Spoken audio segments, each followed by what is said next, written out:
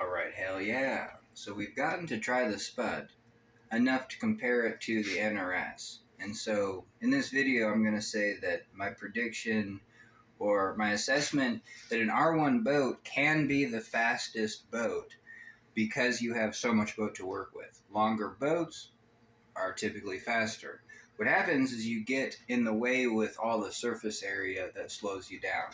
So then it's just fascinating that a shorter boat and even narrower boat like the Spud can be much faster. And that's what I noticed. Even just with the R1 stroke. I mean, the boat can plane, glide. It can plane and glide.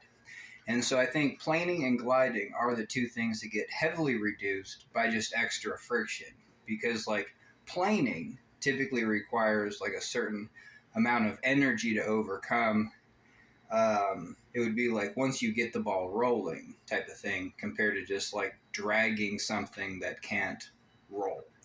And so, but that's looking good for, modifying an R1 boat. I think the main thing that even limits my boat right now is water coming in the floor. The second that water comes in the floor, it's not as nimble, it's not as fast. Now, top speed can be fast once I get that water up to speed, so that's kind of fascinating that once I do overcome, the shear from the drain holes, and I get that water and my weight and the leaned boat, going, that's why I can enter eddies. I mean, I can enter waves that some of the other kayaks can't. But yeah, two different animals there. One taking a longer surface edged NRS boat, but with that water is a little bit slow. So definitely in a redesign of this, make planing surfaces. When you do lean, might as well make that just a real glassy, planing surface. Almost, you could have it the dimensions of a slalom kayak, for starts, and it really probably won't interrupt any of the functions of an R1 design.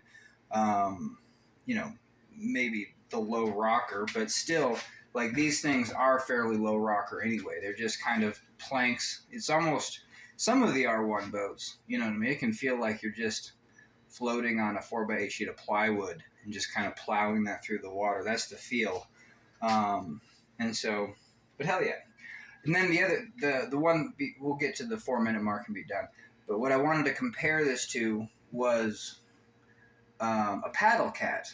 Because why is a paddle cat still feel just god-awful sluggish? You know what I mean? And they can also be like so the deal is once you get them up to speed, they're fast-ish. You know what I mean? They still have a lot of drag and stuff. So two things. One is that in an R1 boat, especially this round boat, every paddle stroke is kind of going where the paddle wants to take the boat. So the center, if I do paddle, the center of mass is moving or rotating. So you have rotational inertia and then, planing inertia, let's say that. And so when you do paddle on an R1 boat, you might be rotating, but then prying to, maximize to stop that rotation and then turn that rotation into, translational energy.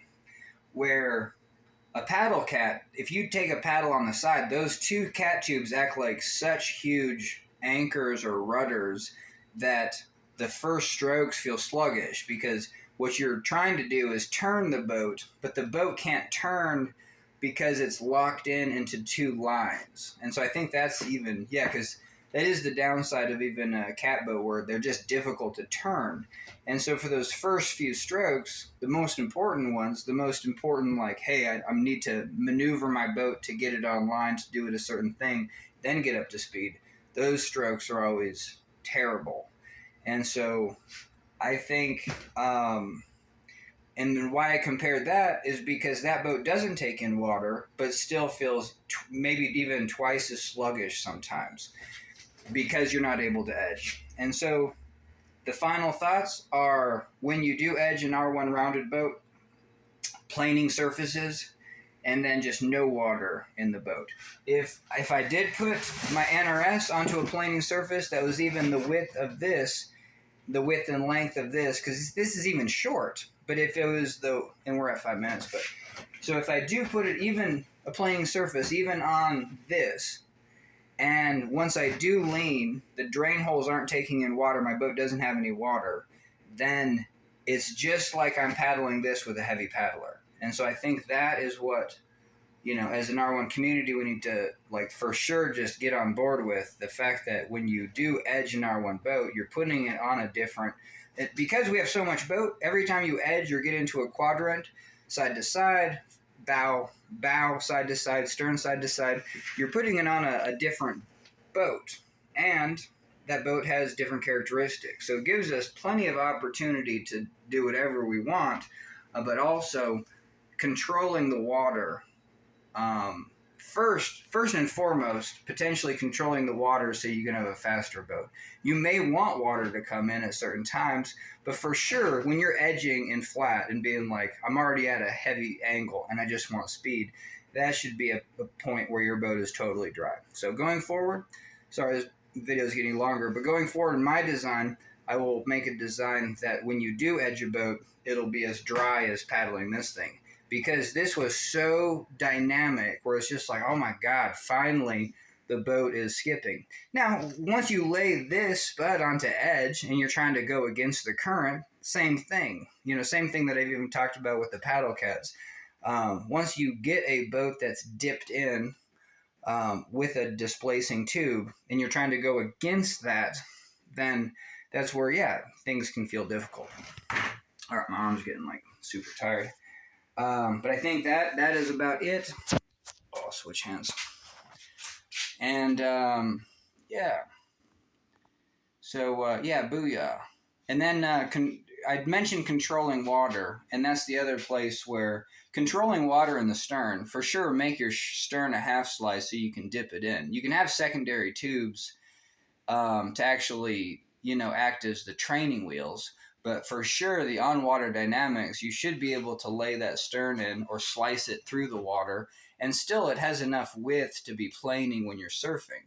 And so all of those things would be a benefit. In the bow, for sure, like I even put just an 8-pound bag of water, because even 20 pounds was hella too much. 8 pounds right here, and it just made straight surfing and the rotational inertia just so much larger, where you could have pockets that, when you ram a wave, they actually absorb water and then maybe have a time release of draining out so you can, when you do bust up, but that's for another video. So hell yeah. So we're done with this one. Booyah.